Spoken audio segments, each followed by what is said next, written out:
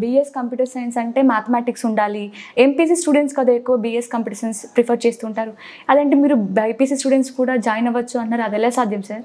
మనకు computer science చదవాలి అంటే మ్యాథమెటిక్స్ నాలెడ్జ్ ఉండాలనేది ఒక థంబ్ రూల్ అయిపోయింది. But mathematics A level mathematics కావాలి కంప్యూటర్ సైన్స్ చేయాలంటే? ఇంజనీరింగ్లో ఫంక్షనల్ మ్యాథమెటిక్స్ అవసరం ఉంటుందండి, బట్ కంప్యూటర్ సైన్స్ కావాల్సింది logical mathematics. So logical mathematics మనం 10th వరకు అందరం చదువుతాం.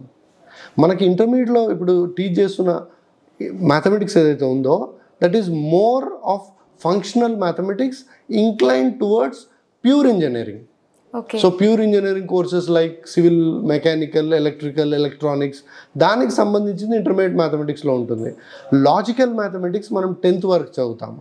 So even a BiPC student is eligible to take BS computer science course.